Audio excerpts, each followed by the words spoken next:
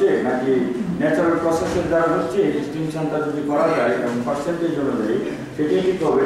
তো আমাদের যে প্যানেল সকালে যে প্ল্যানারি সেশনে যে জিনিসটা উপস্থাপন করেছে ডক্টর দীপেন ভট্টাচার্য, সময়ের অভাবে আনফর্চুনেটলি আমাদের সায়েন্সটাই অনেক সময় পুস্ট ব্যাক হয়ে যায়, ইগনোর হয়ে যায় সময়ের জন্য। এখানে কিন্তু কিছু কিছু স্পেসিফিক রেকমেন্ডেশন ছিল যে আমরা যদি অবস্থাটা বুঝতে পারি যে আমাদের সেগমেন্টেশন অথবা পরিবেশ করার একটা বিরাট ভূমিকা রাখে আমাদের বন্ধুকে সচল রাখার জন্য, সামনে এগিয়ে যাওয়ার জন্য।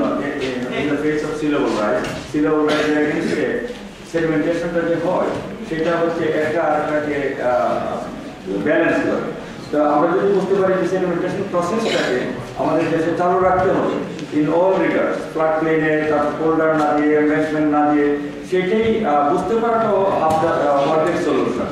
তো এই জন্য আর সাবসিডেন্স হচ্ছে সেটা একটা দুইটা স্টাডি আছে, আরো ব্যাপক স্টাডি হওয়া দরকার। কি হারে সেডিমেন্টেশন রেটটা বাংলাদেশে সেটা অনেক জায়গাতে করে সেটা এটা রেট অফ সেডিমেন্টেশনটা বার করা দরকার। মনে বলে যেটা 5 পাওয়া যায় বা এরকম অনেকগুলো আরো বেশি কাজ করা দরকার।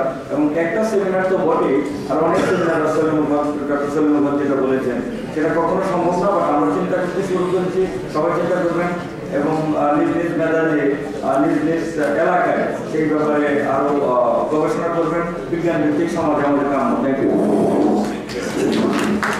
আমরা এখন লাস্টে বিরতি নেব।